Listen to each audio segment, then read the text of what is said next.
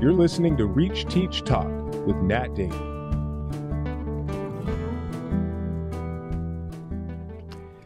Welcome to another episode of Reach, Teach, Talk. I am really actually of two mindsets on the topic of this conversation that we're about to have today. The theme is loneliness, and I'm of two minds on this theme because one is loneliness is a challenging concept to really wrap one's brain around, I think. And I've found that myself. It took me a long time in my growing up to kind of recognize the difference between being lonely and being alone, being an individual and being part of a group. But it's a concept that brings about a lot of challenging feelings, I think, in all of us, because we have primal needs that are socially driven. And as we know in the classroom, learning, and science is proving, learning is cognitive and emotional and social. One does not learn just as in a unidirectional way. That's why we can't educate ourselves through technology, through open courses. We can educate ourselves to a certain degree, but we can't have a K-12 full education that's self-motivated in a box, in a vacuum, where we are just receiving information. There's something actually kind of sad sounding to that, actually, because it is the idea that, I'm learning and I'm growing perhaps in factual knowledge, but I'm not broadening the information that I'm learning through discussing it with a teacher, a person, whether online or in real life, or with classmates. And we've had episodes in the past where we've talked about the social contract of the classroom. We've talked with a professor, Louis Cozzolino, about the tribal classroom and how it's so important in learning to have a sense of community. I'm learning not just for myself. I'm learning, as part of this class. I'm growing as part of this community, the spiritual community among others.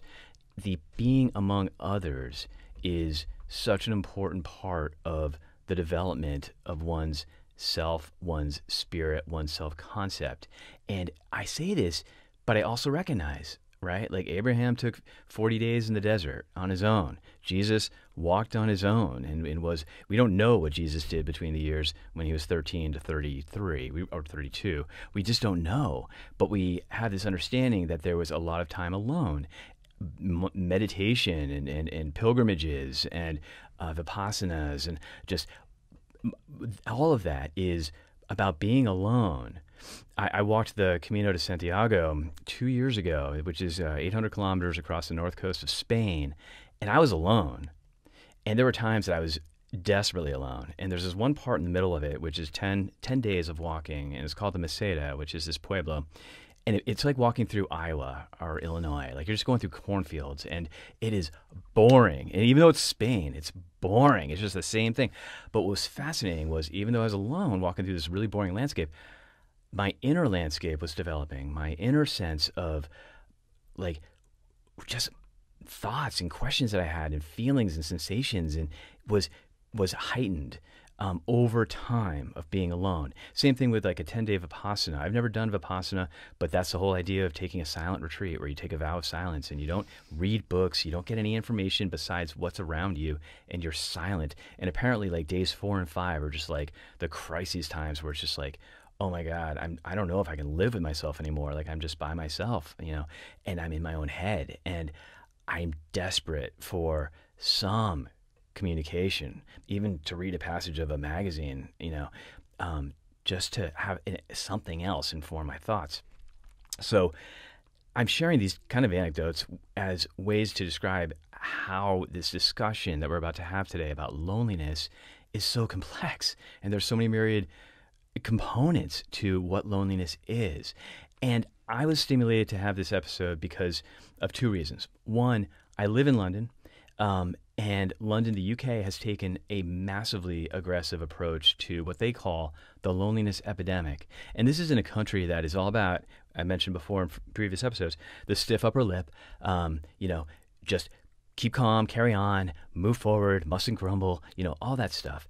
And it's not just stuff. I mean, I admire actually those stoic tendencies, but there's been a lot of mental health issues that have come to the surface in the UK through former rugby players, football players, people who served in the military, or people up in farming up in Yorkshire, and are just feeling like, and mostly men, and they're feeling disconnected. And also, they're also focusing on the 25% of pensioners, folks who are retired, folks who are living in the latter third of their lives, who 25% of them don't have anybody to be with at Christmas, anybody to be with during the holidays. They are alone. I volunteered for a couple of years at this church in Soho, in the middle of the theater district in the West End. Super diverse, amazing. Oh my God, the most vibrant neighborhood, I think, I would say, in London. Every Thursday, it was not feeding the homeless. These folks had homes, but they were pensioners.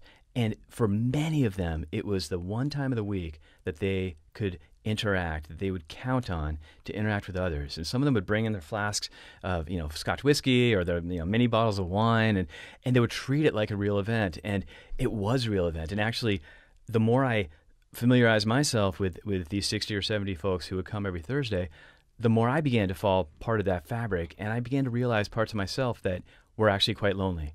As an expat in the U.S., and parts of myself that I began to start craving the community with them. So I'm thrilled, because speaking of the fact that this was a church Thursday lunch, church-oriented Thursday lunch, the second reason why I'm really excited about today's episode is because of the guests that I have. Janet Broderick, Reverend Janet Broderick, has come to Los Angeles very recently, in the past 6 months, from New Jersey, from Montclair, New Jersey. She grew up in New York, and I highly recommend listening to her sermons, whether you are of the Episcopal faith, Christian faith, whether you're not. Her sermons have a way of communicating to everybody. And yes, we're quoting from Scripture, and yes, we talk about Jesus, but it is human. And the reason that I thought that the spark that hit me when I thought, oh my God, I should really invite Janet to this show, came about when I listened to a series. I got the flu over New Year's, and I listened to a series of her sermons, just one after the other. I binge listened to Janet Broderick's sermons. Truly, and I told you this. And I realized there was a certain pattern to her sermons, not to make it formulaic, but the inclusion of story, the inclusion of her own stories, growing up in New York, growing up Jewish, and finding her really her spiritual identity later in her early adulthood years toward Christianity, toward Episcopalianism. But her very, very true stories, and some of them actually had a lot to do with connection, and a lot to do with relationships, and a lot to do with loneliness. And the theme of this podcast being about the importance of relationships, I leaned in and I invited her, and graciously Janet accepted the invitation to be on here today. And I feel safe talking with you, Janet, about this laden topic of loneliness. And in fact, last thing I'll say, and I know I'm talking a lot in the intro here, but I just want to... It's fascinating. The last thing I'll say is, the last thing you and I talked about before the theme music played was about my sister. And I would say this. I said to you, having a sister who's autistic, and now 50, but growing up with a sister who's autistic, and you asked me, or I shared with you, I know that having an older sister who's autistic informed the way that I looked at the world growing up, and continues to today. I would also say that it made me highly sensitive toward the concept of loneliness, because I grew up with a sister, my brothers and I, who was very vulnerable to me in terms of the possibility of her feeling alone, because she can't read, right? She can't follow certain nuances of conversations. She cannot understand, like, kind of the metacognitive stuff that we, as normally functioning adults, think about. Like, how did I appear at that cocktail conversation? What did I really say? How did it come across? What was the tone? Like, Lynn, my sister, doesn't think that way. So the can't juxtaposed with the benefits of her disability as well. And which is not the topic of today, but I share that, and I want to share that, with the can'ts come this incredible gift in her life as well, of not being aware of all that nuance that we are, and we can beat ourselves up. But this sensitivity toward loneliness, I think, is what I grew up with, and I share that with you, Janet, as kind of why also this topic is emotional for me, and why I feel like I just want to talk about it for a few minutes with you, and and hear your thoughts about what loneliness is, and how loneliness affects the spirit, and what do you think is behind this focus on loneliness today, whether in the UK or the US, or hopefully we're all addressing it around the world. And what is the best antidote toward loneliness? How can a 90-year-old pensioner find connection with somebody in this world today? So, as we think on this, I just want to say welcome Janet Broderick, the Reverend Janet Broderick, to Reach, Teach, Talk. I'm just thrilled to have you here, and I'm excited about where this conversation is going to go. I'm feeling, I mean, I'll go into the loneliness thing, but I'm feeling that it must have been lonely for you also to have to be the person making up for what you felt your sister wasn't able to take in. Yeah. Because how could you explain that to other people? Yeah. What it was like to be you. Yeah. And not knowing what it's like to be me. Because, when you grow up, like, you're a kid, you don't know any different. No. Right? And you certainly can't reflect on how one is different from your friends. But I had a lot of friends growing up, and I think that was possibly related to this. Like, I was looking for a bunch of people to kind of be my sounding boards. Yeah. I couldn't articulate it. Yeah. I mean, I was thinking myself, I think I've always been lonely. The times in my life when haven't been lonely are amazing to me. I'm like, oh my God, I'm not lonely. How does that feel? I just remember falling in love for the first time, and I think my boyfriend left the room, and it was the middle of the night, and I followed him into the living room. And I just wanted to stand there because I didn't want to be in the other room by myself. And then I followed him back in again. And I said, I just don't want to be, this is so good. I don't want to let it go. I want to just be with you. Yeah, when you know what that's like to fall in love like that, where you're like, this is so good. I don't want it to stop. And you don't even realize that you've been in pain until you have somebody who love you. And then you go, oh my God, it was awful before. Right? What's that wonderful song? There were bells, something in the sky, but I never Till It Was You. The Beatles. There were birds. Well, that's the Music Man. Yes, the Music Man, that's right. But, it's so true, till there was you. So, I'm not even sure you're aware of the pain until it stops. And then you're like, oh my God, it just stopped. There was love all around, but I never heard it ringing or something. No, I never heard it at all. I never heard it at all till there was you. Yeah. And I love the way the song starts, and there was music. There's wonderful roses. So he starts to say all the things that were around him that he didn't see. Right. But I could see them because there's you. I was talking to a man today who had some children in the church, and we didn't have Sunday school, so he brought them to church, and it was very hard on him that we didn't have Sunday school because he had two boys in the pew, a 7-year-old and an 8-year-old, and I guess they were hating it. And the bishop came, so the service lasted forever, and by the end of it he just wanted to quit the whole church. So I wanted him to come in and talk to him. And by the time he came in, he'd sort of gotten over it. But I've been a parent, and I understood how I am a parent, how exasperated he was. And we're talking about why is it worth it to stress to go to church with kids? How hard it is. But I think there's a wonderful story about a psychiatrist who's working with a little boy who detested his father, and he was throwing things at his father and trying to hurt his father physically. And finally, they took him to the psychiatrist, and the psychiatrist said, "Is there any time you ever like your father? Can you think of 1 minute when you like him?" And he said, "Yeah, I can think of one time when I like him." And he said, "When?" He said, "When he's on his knees in church." Oh, wow, that's profound. Yeah, and it was profound because He meant I like it when there's somebody bigger than him. Wow. Somebody bigger than he is. And it's not the idea of putting him in his place. No. It's different than that. There's a compassion to what he said, No, it's actually. a beautiful opening. You know, this child, and when you're talking about learning, the whole idea is I am not just a repository of you. I am also a contributor. And so the child felt there was space when his father was on his knees that clearly wasn't there when he was standing up. Mm-hmm. So he was on his knees before something bigger.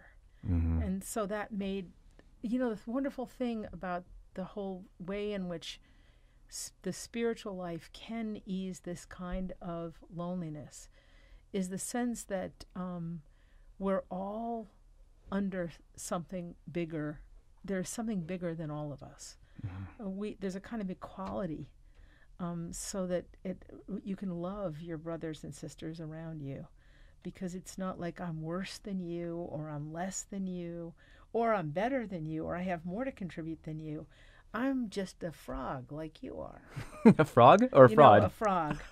You know, yeah. Like, what does he say, Mark Twain? A frog not like any other. You know, I'm just a frog. Is it the jumping frog of This frog ain't no different than any other frog. Totally. So I sometimes think about that. I ain't no different than any other frog. Right, because in that way we are all one. It's almost like the oversoul, or that idea that but don't let me trivialize or misinterpret what you're saying, because I'd love to go deeper on this. Like, I'm a frog, you're a frog, and we all are. But is that simply saying because we all crave connection, or is this something else? Yeah. We all. What is the scripture would be? We all fall short of the glory of God. You know, there's this infinite distance between ourselves and our Creator. It's just impossible to reach. You know.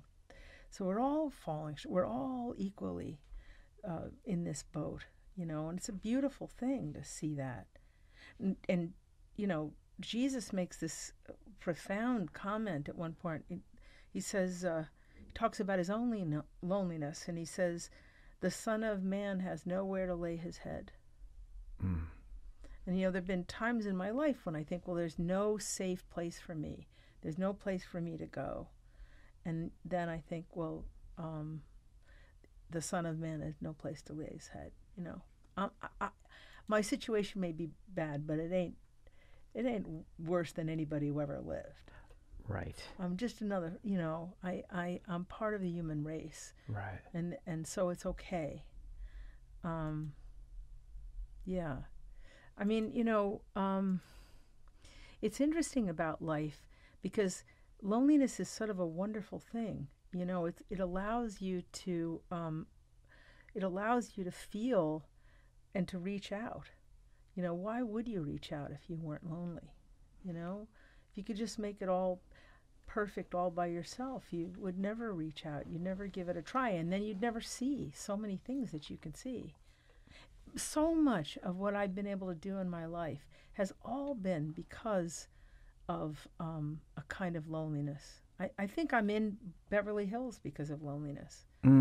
Explain, describe that. Well, I think that I was actually not in Montclair. It was Morristown, by the way. Sorry. St. Peter's, Morristown. No, but I think that at some point, it's like a call. You know, it was like I understood. I loved everyone. I loved that church. But there was some deep part of me that said, where's something else? Where's something new? Even though you knew that it would remove you from community. And I felt very sad about that. Right. I'm very brokenhearted about it. But yet it was the loneliness that got me going. You know, Dorothy Day, the great leader of the Catholic worker, wrote a book called The Long Loneliness. It's really, I think loneliness is I can't really think of a more wonderful spiritual place to be. Loneliness, but not alone. Right. Loneliness is an existential question. It's nothing to do with whether you're with a bunch of people or not. It has absolutely nothing to do with that. You can be so lonely in a whole bunch of people, you know, but you can be by yourself just remembering how much someone loved you and not be lonely. Oh, that's beautiful. Don't you think it's true? Yeah, I'm certain it's true. Absolutely certain it's true. I'm thinking about, there was one time that I was on a ferry, and I was on this ferry to an island off of Greece. So I left Athens, off of mainland Greece, and I left Athens and went to this, I think it was Patmos or something, and it was an overnight ferry, and it was like 1 a.m, and I walked up to the upper deck, and there was nobody there at all, and it was, it's not the U.S., so it's not like safety lights everywhere and do not go past this, area or whatever, and I could walk out to the bow of the ferry and just be there, and I knew that it was black. It wasn't even, I think it might have been overcast. There was no stars, nothing. It was just black, and it was totally loneliness. And I just lost my grandfather. And I walked up there, and there was a calling. I was like, I'm not going to go to bed. I'm not going to drink a beer. I'm going to go up, and I'm just going to stand outside. And I was alone, but I was consumed with thoughts about my grandfather. And I was consumed with this feeling of love. My heart swelled, and this feeling of connection with him that I would not have had if I was alone, or if I stayed at the bar down and talked to somebody, or even just been around community. I don't think I might have sensed my grandfather's presence, but not really to the degree that I did when I was alone in the darkness and the blackness. Exactly. And it was worth it to go up there. But it's fabulous. You went. Yeah. I remember when my father was dying, they finally, in hospitals, they put you on cancer wards where everybody's dying. And it felt like it anyway. It didn't look like anybody was getting out of there, know. Right. And Right. I remember at one point going down to the chapel and just expressing my fury at God and just saying, why don't you just pull a joke every now and then and actually heal somebody? I mean, why don't you just come through once? I mean, then, hey, then you probably have about 10,000 idiots who will follow after that. So you might as well give it a try every once in a while. Right. And I was furiously angry. Yes. And after the sort of rage was there in the chapel, I just remember this sort of sense of Jesus standing with me and thinking and realizing, okay, I can't explain it. It was like, yeah, I know. I felt heard, understood. Nothing changed, but I'll tell you what did change. I knew in a little time that I needed to say to my father, I love you. Now, in my family, we don't say stuff like that. I love you. It was sort of hallmarky, you know what I mean? Totally. I thought it was so stupid. Also, by the way, I love you would read, I know you're dying. Right. Totally. You go to somebody's deathbed and say, I love you. You're sort of saying, bye-bye, leaving now. So I was like, I cannot do this. But there was something inside me that was like, you never said it. He's going to die, and you never said it. So I'm walking up and down this, dreadful hallway. I walk in, the television set is on for the fellow in the bed next to my father, who's also dying. He's lying in the bed, and I look over, and I just I forced myself, and I just said, I love you. And my father looked at me, I'll never forget it, and smiled and said, and I love you too. Full speech, full I was like, words. Oh, shit. And now I'm going to cry. I know, but it was so, I'll never forget it, because it was like, and I remember thinking to myself, it's okay. It's not okay that you're dying, but here's the deal, really. I wouldn't take anybody else. Just the amount of time I had you, I got to have you be my father. And that's cool. I'm so glad of that. Mm-hmm. So, mm-hmm. I think real loneliness does turn to gratitude. When you went upstairs, you felt the darkness, you remembered your grandfather, and then you were grateful for him, for what you had. Absolutely. Right? Absolutely. I know it's an amazing thing. We think. I look at social media. Your questions that you were thinking about for this. I look at social media, and what worries me the most about it, and worries me personally, is that people only show Instagrams of, I mean, we know this, but of when everything's going well. You know, this is me at the party looking thin. You know, this is me at the, whatever it is, the sunset and the not when I'm distressed. Yes. And we think, you know, I think, well, I know that. But I still always feel it's true. I'm not there. I didn't get to that party. The fear of missing out. Yeah, Which is real. such a cliched kind of term. I don't love that FOMO thing. I don't either. But it doesn't reflect the depth, right? It trivializes to me that Right. the profundity of that, Right. that feeling of like, Right. yeah, because that can be a knife. I know. I think I don't know what the effect of all of this sort of fake kind of relationship with media is. You know, I don't know. People are listening to this podcast right now, and I'm connecting, right? We are connecting. We're connecting, but I'm also thinking of other folks and thinking and caring. I mean, God bless the fact that they can hear it, you know? Right? Yes, absolutely. On the other hand, so it's real. Yeah. Right? Yes. And what we're doing here today is real. Yeah. And their connection with what we're saying. So in that way, it's kind of wonderful. Yeah. So you're So in a sense, you're articulating two things, right? The fear of missing out part of what technology has perhaps exponentially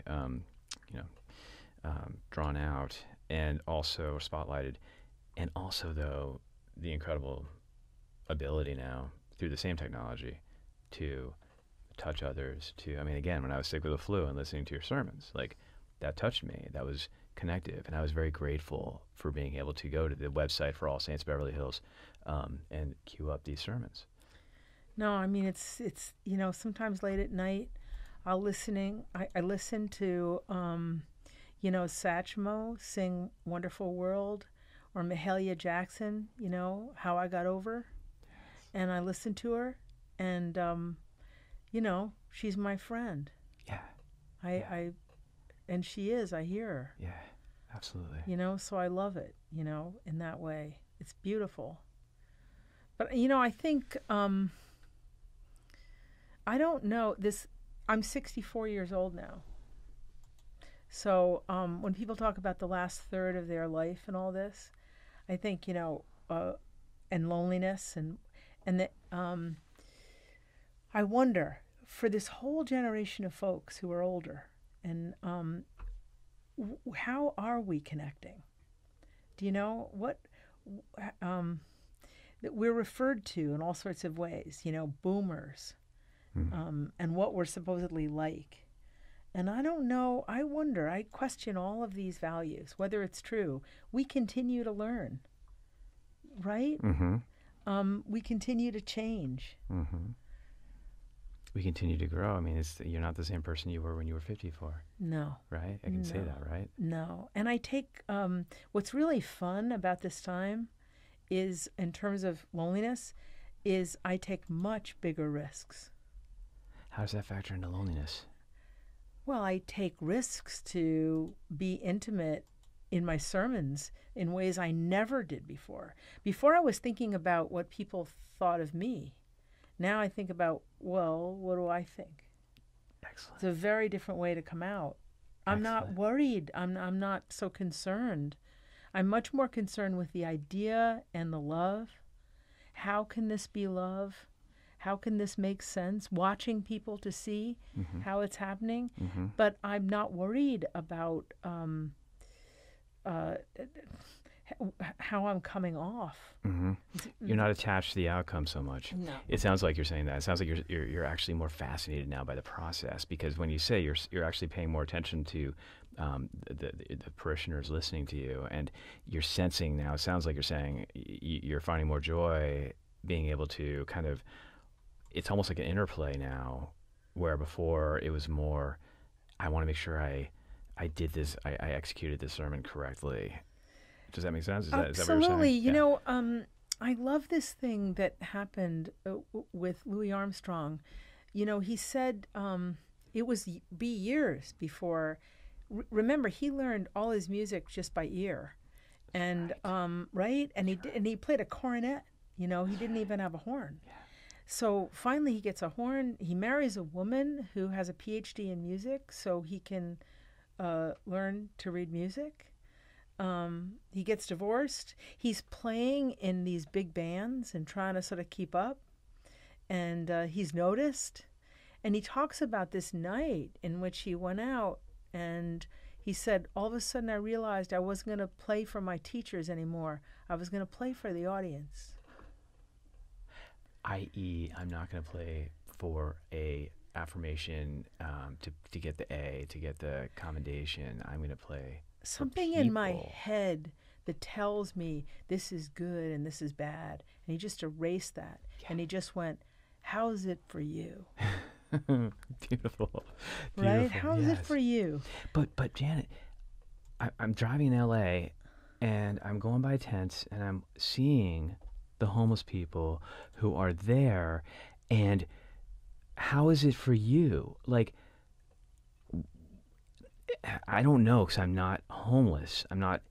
Have you never been homeless? I've never been, so I don't know, because I've never been homeless, right? I've Have always you had ever a family. been like kicked out of your house? Never been kicked out of my Really? house. I've had challenges, sure, but I've never been. You didn't have like roommates ever like say, we hate you, get out of here?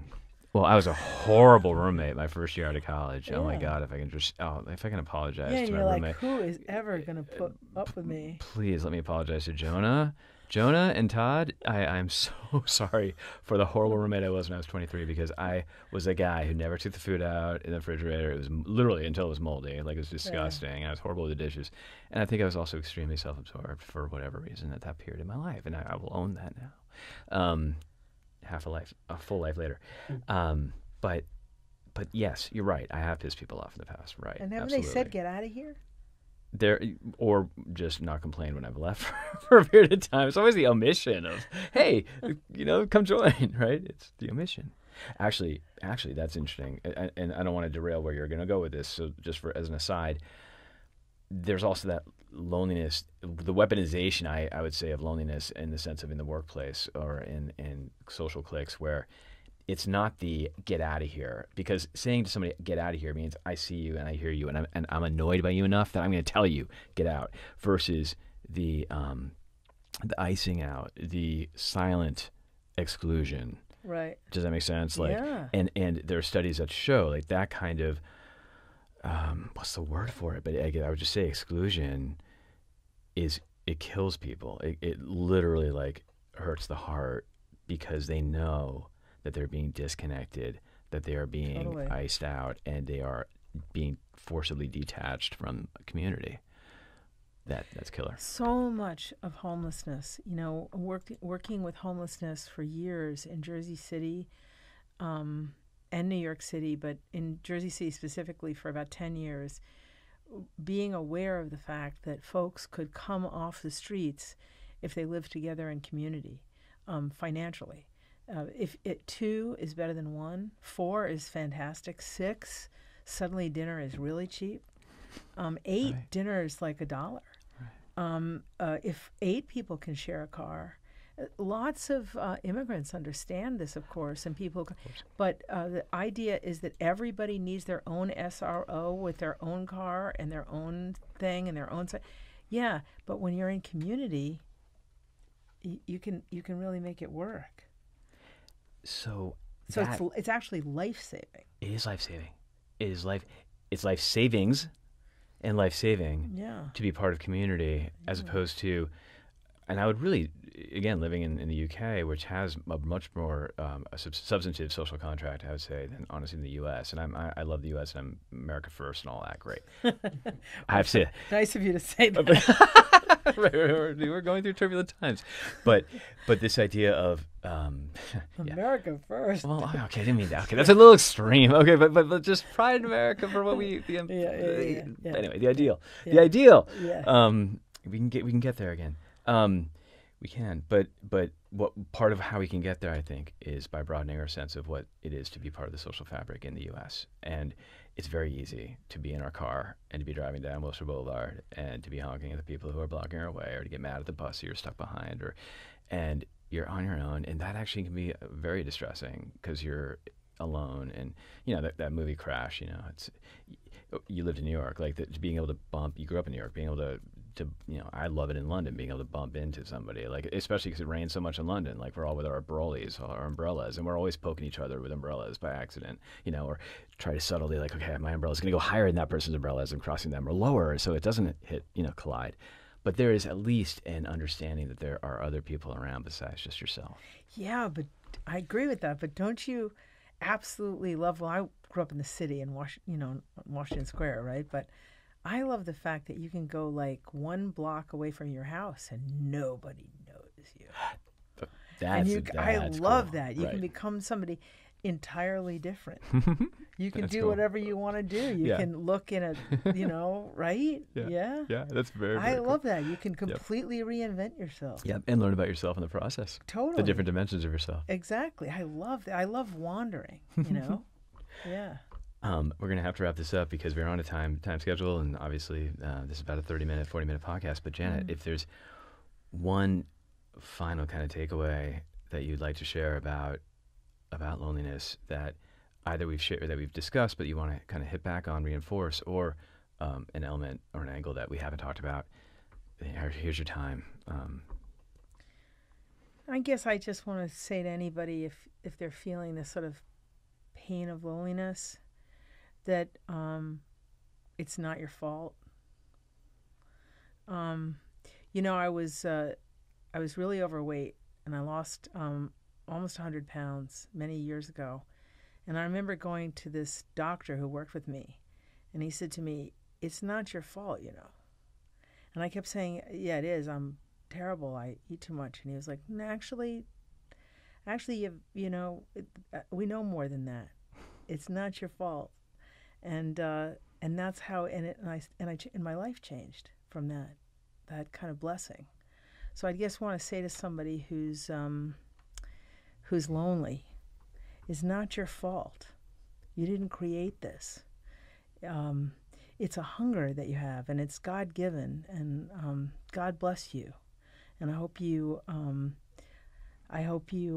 follow it wherever it takes you.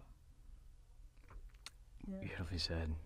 Follow it, trust it, dig into your faith. Yeah. Right. And this knowledge of connection, and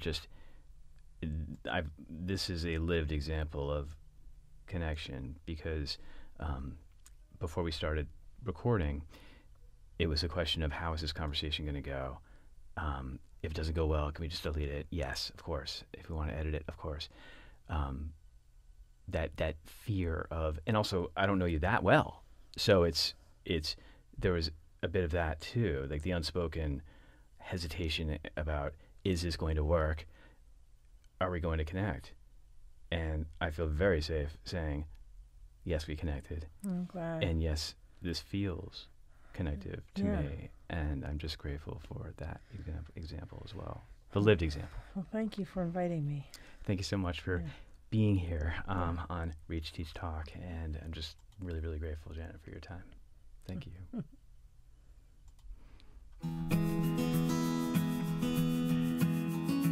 You've been listening to Reach, Teach, Talk with Nat Damon. If you'd like to recommend a guest for a future episode, you can send your suggestion or questions to nat@reachacademics.com.